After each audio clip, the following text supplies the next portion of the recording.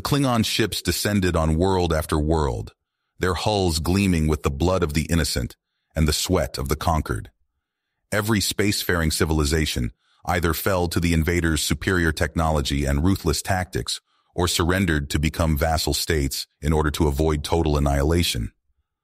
Only the humans of Earth continued to resist the Klingon Empire's galactic onslaught, even as doom closed in on them from all sides. Admiral Sagan's armada overwhelmed the most advanced alien races with brutal efficiency. The Vulcans, logical and measured, calculated the odds of survival and logically chose subjugation. The passionate Andorians fought valiantly, but fell to the Klingons' disruptors and photon torpedoes. The cunning Tellarites maneuvered politically, but in the end pledged allegiance to Sagan. News of the unstoppable Klingon invasion reached Earth, the last free bastion in the galaxy. Sheer panic gripped the planet as alien warships appeared in the skies. Earth's hastily formed defense council turned to Randy Lewis, an ex-Special Forces soldier haunted by his past, now scraping by as a mercenary. They gave him a near-impossible mission: gather critical intel on the Klingons and find any weaknesses to strike at the invaders. Randy assembled a crack team of elite soldiers, hackers, and specialists from all corners of Earth. Sergei Volkov, a gruff Russian weapons expert; Takeshi Sato, a stoic cyber warfare genius from Japan. Each brought lethal skills honed in the unforgiving crucibles of Earth's wars and shadows. Grim reports flooded in of the Klingons' relentless advance. They smashed through the galaxy, crushing pockets of resistance and scorching planets.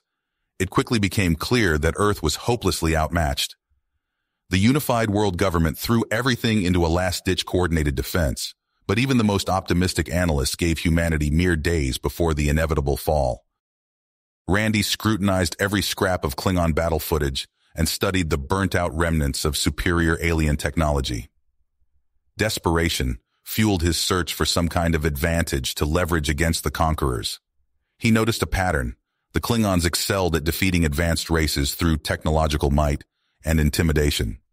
But he theorized that their arrogance might leave them fatally unprepared for the raw grit, tenacity, and underhanded tactics humans were capable of. The mercenary devised a desperate, audacious plan to strike at the very heart of the invasion. Klingon ships, each one a harbinger of doom, swarmed into the Sol system. Their armies massed in horrifying numbers, poised to descend on Earth and snuff out the last ember of resistance in the galaxy. Most of humanity hunkered down in a numb state of hopelessness to await the end. But in hidden bunkers, Randy and the resistance prepared for a savage counterattack, a last stand against all odds. The alien invaders would soon learn that nothing in the universe burns brighter than the fire of the human spirit when the hour is darkest. Humanity would fight to the end. As the Klingon warships loomed ominously over Earth's skies, their shadows casting a pall of despair across the planet's surface, Randy Lewis's resistance cell sprang into action. Armed with a cache of captured Klingon disruptors and powered armor, they launched a blistering surprise attack on the invasion's vanguard forces. The overconfident Klingons, expecting little resistance from the primitive humans, found themselves caught off guard by the ferocity and coordination of the assault.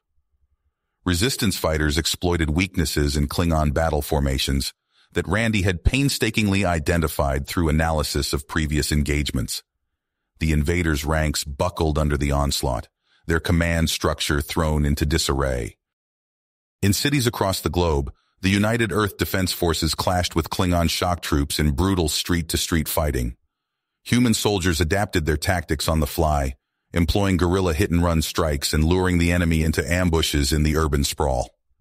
The Klingons' rigid adherence to their standard conquest playbook left them vulnerable to the unpredictable human strategies.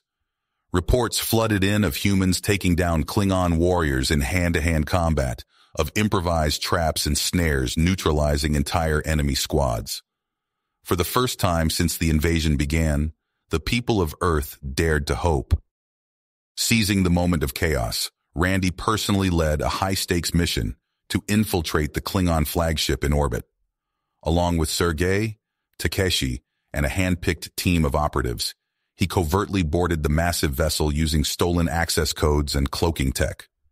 They cut a bloody path through the ship's corridors, neutralizing Klingon crew members with ruthless efficiency. Alarms blared and disruptor fire filled the air as the strike team battled their way to the bridge. Randy burst onto the command deck, locking eyes with Admiral Sagan himself.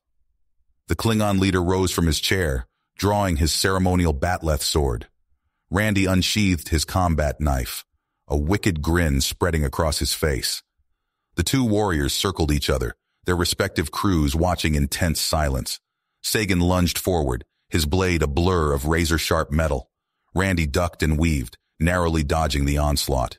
He retaliated with a flurry of precise strikes, his knife finding gaps in Sagan's armor. The Admiral roared in pain and fury, redoubling his attack. The duel raged across the bridge, consoles sparking and shattering under the impact of their clashing weapons. Sagan's strength was inhuman, his skills honed by a lifetime of conquest. But Randy fought with the desperate fury of a man with nothing left to lose. In a final, brutal exchange, Randy disarmed Sagan and held his knife to the Admiral's throat. The Klingon crew tensed, ready to intervene, but Randy stayed his hand. He saw the value in taking Sagan alive, to use as a bargaining chip and source of intel. The Admiral glared at his captor, a flicker of grudging respect in his eyes. With Sagan as their prisoner, the Klingon chain of command fell into disarray. Earth's resistance wasted no time in pressing the advantage. Coordinated strikes hammered Klingon outposts and supply dumps. Cut off from reinforcements and directionless, the invaders' fighting spirit began to waver. In hidden bunkers and secret command posts, the resistance leadership pored over intelligence extracted from Sagan and other captured Klingons.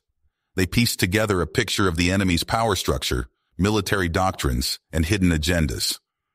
Randy and his inner circle started to formulate a plan, a risky move to end the invasion once and for all. The captured Klingon admiral sat across from Randy, his once proud posture now slumped with exhaustion. Sagan's eyes, though weary, held a glimmer of respect as he spoke. "Your people fight with a ferocity I've never witnessed.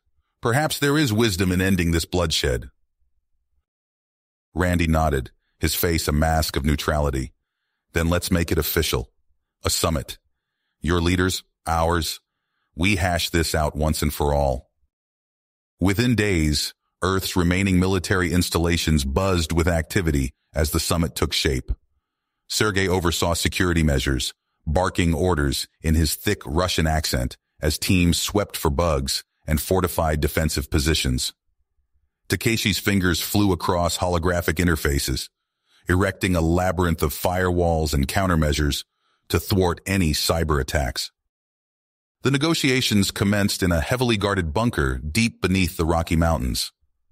Randy stood at attention as the Klingon High Council filed in, their eyes scanning the room with barely concealed disdain. Earth's battered leadership took their seats, tension crackling in the air. Sagan spoke first, his voice carrying the weight of recent experience. "We have underestimated these humans. Their resourcefulness, their drive. It would be folly to continue this war." A hulking Klingon general smacked his head on the table. "Folly? The only folly here is entertaining the notion of peace with these primitives. We will grind them into dust and lose how many more ships? How many more warriors?" Sagan cut in. "They've bloodied us like no other race has dared." The negotiations devolved into a shouting match, with hardliners demanding Earth's complete subjugation. Randy slipped away, his mind racing. They needed an edge, something to tip the scales. He recalled a scrap of intel from his interrogations of Sagan, whispers of a Black Ops bioweapons program.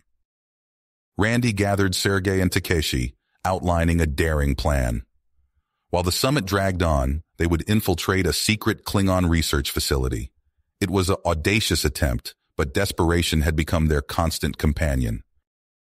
The trio slipped aboard a cloaked shuttle, using codes extracted from their Klingon prisoners.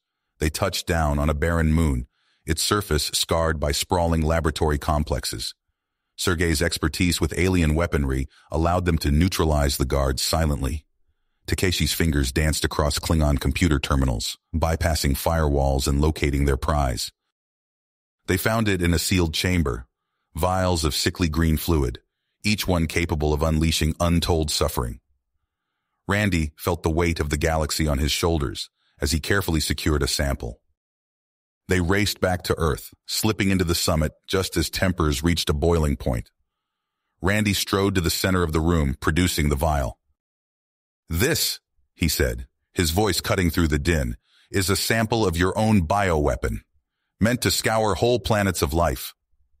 He locked eyes with the Klingon leadership.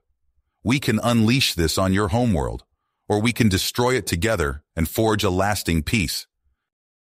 Outrage erupted from the Klingon hardliners, but Randy saw fear in the eyes of the moderates. Hours of tense negotiation followed. In the end, faced with the prospect of their own weapon turned against them, the Klingons conceded. A historic treaty was signed. Earth would retain its independence. The Klingons would withdraw from the Milky Way. In exchange, the bioweapon would be destroyed, and humanity would gain access to advanced alien technology. Cheers erupted across the planet as news of the peace spread, but Randy felt no urge to celebrate. He gathered his most trusted operatives, forming a covert task force. "The Klingons won't give up so easily," he told them. "We need to stay sharp, make sure they hold up their end of the bargain." His caution proved prescient. As the main Klingon fleet prepared to depart, long-range sensors detected a splinter group on a direct course for Earth. Randy's team sprang into action, scrambling interceptors and activating planetary defenses. The rogue Klingons struck hard and fast, their disruptors lighting up the night sky. But humanity was ready. Sergei coordinated a counterattack, using tactics honed in weeks of brutal warfare. Takeshi unleashed volleys of cyber attacks, disabling Klingon shields and weapon systems. The battle raged above Earth's orbit, a final, desperate clash between two species who had pushed each other to the brink. Randy's forces fought with the tenacity of those defending their very existence. Slowly, inexorably, they gained the upper hand. As the last rogue ships were disabled or destroyed, Randy led a boarding party onto the Klingon flagship. They fought their way to the bridge, where they found a cabal of disgraced generals, unwilling to accept defeat. "It's over," Randy said, his voice steel. "Your own High Council has disavowed you. Surrender, and you might yet live to see your homeworld again." With their conspiracy laid bare and their forces in tatters, the rogue Klingons had no choice but to yield. Randy presented the captives and evidence of their treachery to the Klingon High Council. Faced with the prospect of further conflict with Earth, the Council agreed to Randy's demands for harsh punishment. The withdrawal resumed, Klingon ships vanishing into the depths of space. But even as the last vessels disappeared from sensors, Randy felt no sense of relief. He gathered his team, their faces etched with exhaustion and wariness. "This isn't the end," he told them. "It's just the beginning. We've won our freedom, but we'll have to fight to keep it. The galaxy's a big place, and there's no telling what else is out there." They nodded grimly, understanding the weight of the task before them. As celebrations continued across the planet, Randy and his team returned to their work. They would remain vigilant, Earth's unseen guardians against whatever threats the cosmos might bring. Randy paced the length of the control room, his eyes darting between holographic displays showing Klingon fleet movements. The retreat was underway, but he couldn't shake the gnawing feeling in his gut. Peace felt hollow after so much bloodshed. "Sergei, status report on the tech transfers," he barked. The Russian's fingers flew across his console. "Klingons are complying so far. We've received schematics for their disruptor arrays and shield emitters. Takeshi's team is already integrating them into our orbital defense grid." Randy nodded, but his frown deepened. "And what about planetside?" Takeshi's voice crackled over the comm. "It's a mess down here, boss. Every nation wants a piece of the pie. The UN Security Council is deadlocked on how to distribute the new tech." "Damn it," Randy muttered. He'd feared this would happen. Humanity had barely survived extinction, and now they were squabbling over the spoils. Weeks passed, and the situation deteriorated. Randy's team intercepted transmissions that made his blood run cold. Klingon operatives, still hidden on Earth, were fanning the flames of discord. He burst into a high-level meeting, slamming evidence onto the table. "Wake up! The Klingons are playing us against each other. While we fight, they're regrouping for another attack." But his warnings fell on deaf ears. Politicians, seduced by promises of power, dismissed him as a warmonger. Randy knew he had to act. A Klingon defector, a female warrior named Katara, approached him in secret. "There is a hidden base," she whispered, "in the asteroid belt, proof of the High Council's treachery." Randy assembled his most trusted operatives. They commandeered a shuttle, using stolen Klingon codes to slip past the patrols. The asteroid loomed before them, a fortress of jagged rock and gleaming metal. They fought their way through automated defenses and Klingon guards. In the heart of the base, they found a treasure trove of intelligence, recordings of the High Council, ordering covert operations to destabilize Earth, weapon shipments to extremist factions. It was all there. But alarms blared. They were out of time. "Takeshi, upload everything. Sergei, hold them off," Randy shouted. Disruptor fire filled the corridors as they retreated to their shuttle. Sergei's expert marksmanship kept the Klingons at bay, but they were vastly outnumbered. They barely escaped with their lives, racing back to Earth. Randy knew what had to be done. They bypassed official channels, hacking into global communication networks. "People of Earth," Randy's face appeared on screens worldwide. "You've been betrayed. The Klingons never intended peace. See for yourselves." The evidence poured forth. Riots erupted in cities across the globe as the truth came to light. Compromised officials were dragged from their offices. The Klingon High Council, caught red-handed, attempted to deny everything, but Katara stood before them, her testimony damning and irrefutable. Backed into a corner, the Klingons had no choice. They accepted Earth's harsh terms, their once mighty empire humbled. As their ships limped away from the Milky Way, defeated at last, a Klingon transmission reached Randy's ears. "This isn't over, human. We will return, and you will pay for this humiliation." Randy switched off the comm, his teeth gritted. Whatever came next, Earth would be ready. Ready. Earth's orbital defense platforms bristled with newly integrated Klingon weaponry, a testament to humanity's rapid technological advancement. Yet the mood in the command center was far from celebratory. Randy paced before a sprawling holographic display, his eyes darting between readouts of planetary defenses and deep space sensors. The years had etched new lines into his face, but his gaze remained sharp, vigilant. "Sergei, status report on the Titan shipyards," he barked. The Russian's fingers flew across a translucent keyboard. "Production is ahead of schedule. The new battle cruisers incorporate Klingon shield harmonics. They'll give us an edge in sustained firefights." Takeshi's voice crackled over the comm. "I've got something, boss.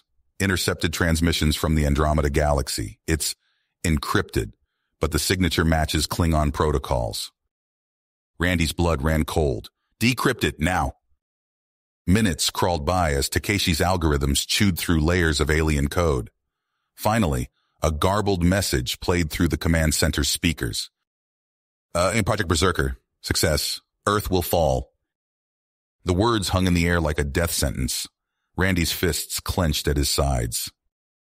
"Prep the stealth corvette," he ordered. "We're going hunting." Days later, their ship dropped out of warp near a desolate moon. Scans revealed a sprawling underground complex, its energy signature masked by advanced cloaking technology. "This is it," Randy muttered. "Sergei, Takeshi, you're with me. The rest of you guard the ship." They beamed down to the facility's entrance, disruptors at the ready. Takeshi's hacking skills bypassed the security protocols, and they slipped inside. The air grew thick with an acrid chemical stench as they delved deeper.